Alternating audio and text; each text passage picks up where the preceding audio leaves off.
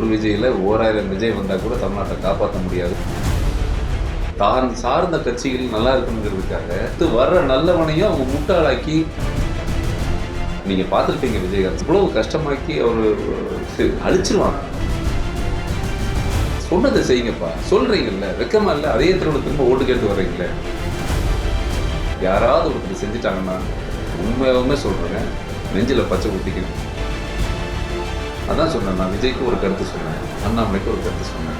இவங்க எல்லாருமே ஆக்சுவலாக அவர் அப்படி பேசியிருக்க தேவையில்லை. அவர் ஏதோ தாந்தோண்டித்தனமாக பேசினாரா இல்லை உள்ளீடு குறியீடாக பேசினாரா அப்படிங்கிறது அது சும்மா ஒரு மன்னிப்போட போயிடுறது பெரிய விஷயம் இல்லைங்க. இது எப்படின்னா புதுசாக யாராவது வந்துடக்கூடாதுங்க. ஏற்கனவே திருடனே திருடிட்டு இருக்கணும். புதுசாக ஒருத்தவங்க வந்து அதுக்கு முட்டு கொடுத்துட்டே இருப்பாங்க, திட்டிகிட்டே இருப்பாங்க. யாராவது புதுசாக ஒருத்தவங்க வந்துடக்கூடாது, ஒரு கட்சி ஆரம்பிக்கக்கூடாது அப்படின்னு. இன்னும் பல நடிகர்கள் நீங்கள் எழுதி வச்சுங்க. நான் சொல்கிறேன், விஜய் தம்பி வந்ததில் நான் இன்றைக்கி எதிர்த்து சொல்கிற ஆள் கிடையாது. நான் தான் சொன்னேன், ஒரு விஜயில் 1000 விஜய் வந்தால் கூட தமிழ்நாட்டை காப்பாற்ற முடியாது. அப்படி யாராவது நடத்திட்டாங்கன்னா அவர் நான் தெய்வமாக வச்சு கும்பிடுவேன். ஏன்னா அவங்க என்னென்ன நான் சொல்கிறதெல்லாம் செஞ்சுட்டேன் அப்படின்னு. ஒரு வருஷத்துக்கு நீங்கள் எடுத்துக்கங்க.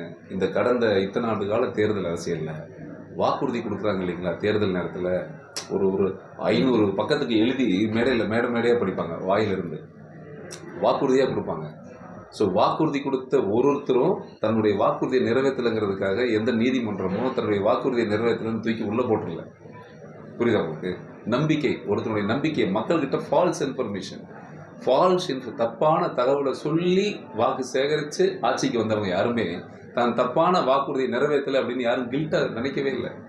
ஸோ அதை போன்று என்னை போன்ற சாதாரண ஆட்களை பொறுத்த வரைக்கும் ஒரு நல்ல ஆட்சி வராதா? சொன்னதை செஞ்சு இல்லையா? சொன்னதை செய்யுங்கப்பா, சொல்கிறீங்கல்ல, வெக்கமா இல்லை, அதே திரும்ப ஓட்டு கேட்டு வர்றீங்களே அப்படின்னு. இன்றைக்கி அப்படி செஞ்சுட்டாரு இந்த தம்பி. யாராவது ஒருத்தர் செஞ்சுட்டாங்கன்னா உண்மையாகவுமே சொல்கிறேங்க, நெஞ்சில் பச்சை ஊற்றிக்கணும். உண்மையாகவும் அப்படி நல்ல மனுஷனை பார்க்கணுன்னா அடுத்த வர தலைமுறைக்கு இவங்கெல்லாம் ஒரு தலைவராக தெய்வமாக காட்சியளிப்பாங்க. அப்படிப்பட்ட ஒரு மனுஷன் சந்திக்கவே இல்லையா நாங்கள்? அந்த பிள்ளை தமிழகத்துக்கு வர வாய்ப்பு இருக்கா தெரியல சாமி. எனக்கு எல்லாரும் வருங்கிறாங்க. அது எப்படி சொல்றதுங்க?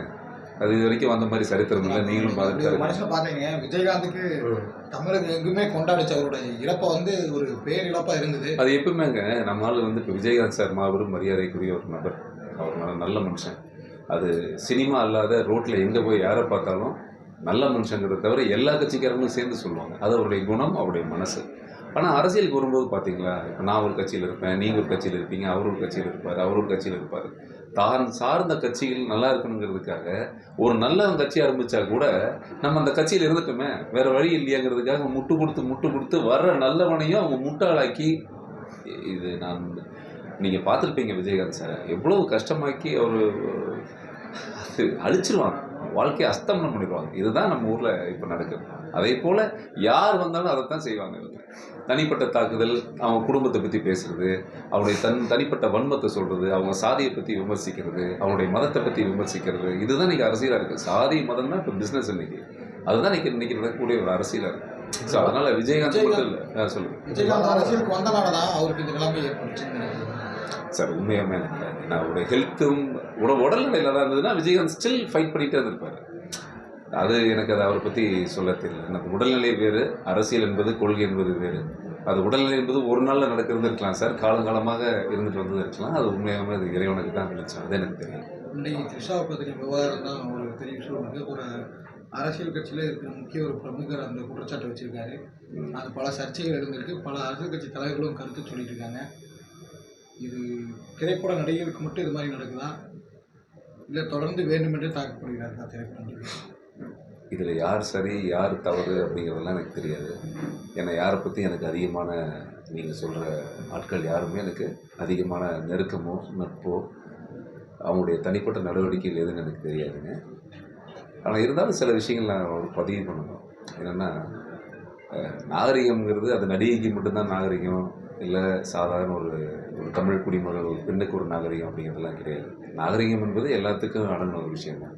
ஸோ அப்படிப்பட்ட தனிப்பட்ட ஒருவருடைய விஷயத்தை எடுத்துக்கிட்டு போகிற போக்கில் டிவியில் பேசுகிறது, இன்றைக்கி ஏதாவது ஒரு வைரல் கண்டென்ட்டுக்காக கூவத்தூர் மேட்டரை பற்றி பேசி அவங்கள அந்த மாதிரி எல்லாம் சொல்கிறது ரொம்ப அருவருக்கத்தக்கதாக இருக்குது. இது பார்க்கும்போதே கஷ்டமாக இருக்குது.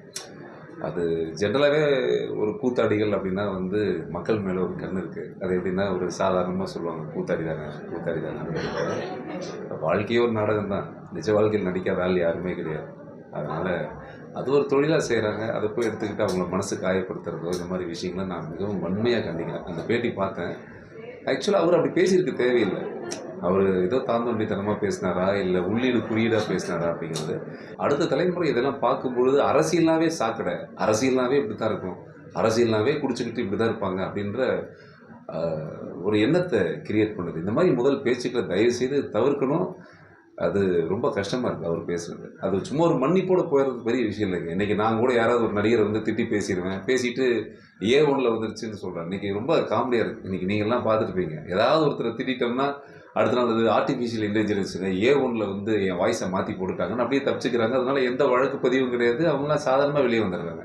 இன்றைக்கி ஒரு பேட்டி நான் என்ன வேணால் பேசலாம், மதத்தை பற்றி பேசலாம், இல்லை சாதியை பற்றி பேசலாம், தனி மனித ஒழுக்கத்தை பற்றி பேசலாம், தாறுமாறாக பேசலாம். கருத்து சுதந்திரன்ற பேரில் என்ன வேணால் பேசிடுறாங்க.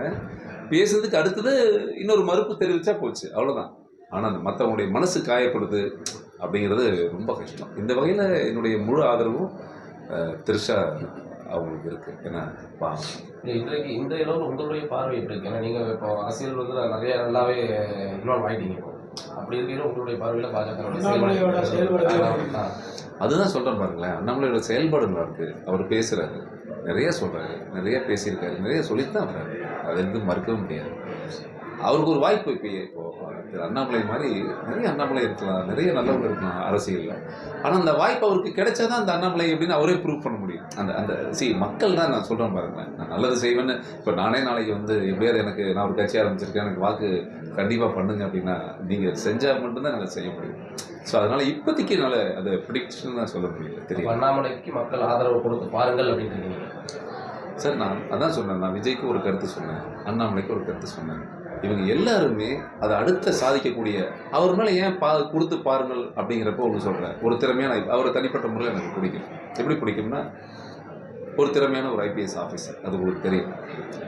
ஒரு போல்டாக இறங்கி மக்கள் பிரச்சனையை அணுகி இருக்கிற அதை நம்ம நிறைய காணொலி பார்த்துருக்கோம். அவரை பற்றி எனக்கு கொஞ்சம் பர்சனலாக தெரிஞ்சதுனால சொல்கிறேன்.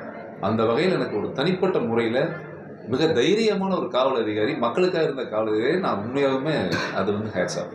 ஏன்னா அது மக்கள் பிரச்சனையை அது அந்த ஊரில் போய் கர்நாடகாவில் கேட்கும்போது தான் நமக்கு தெரியும், நேரடியாக இறங்கி அமைக்கக்கூடிய ஒரு திறமையான ஒரு ஆள். ஸோ அப்படிப்பட்ட ஒருத்தர் வந்து ஒரு காவல்துறையை ரிசைன் பண்ணிட்டு ஒரு பொது வாழ்க்கைக்கு வராதுன்னு வச்சுக்கோங்களேன். அது ஒரு சிறந்த அடிப்படை தானே. ஒருத்தர் ஒரு அராஜகம் சொல்கிறான், அவர் வந்து இந்த சாராயை எடுத்துருந்தாருங்க, அவர் 1 நம்பர் லாட்ரி விற்றாரு, MLA சீட்டு கேட்குறாரு, இவர் இங்கே அப்படின்ற பின்னணியெல்லாம் இல்லாமல் மீட்டர் வண்டி கூப்பிட்டுருந்தாருங்க அப்படிங்கிற பின்னணியெல்லாம் இல்லாமல் ஒரு காவல்துறையை தனக்கு இருக்கிற விஷயத்தை கஷ்டப்பட்டு படித்து வாங்கின அந்த விஷயத்தையே வேணாம் அப்படின்னு எடுத்து வச்சுக்கிட்டு மக்கள் பணிக்கு திரும்புகிறார் பார்த்தீங்களா. அந்த விதத்தில் நான் வந்து எனக்கு அவரை ரொம்ப அந்த விதத்தில் நான் பாராட்டுறேன். சீரியஸாக அது பெரிய விஷயம்.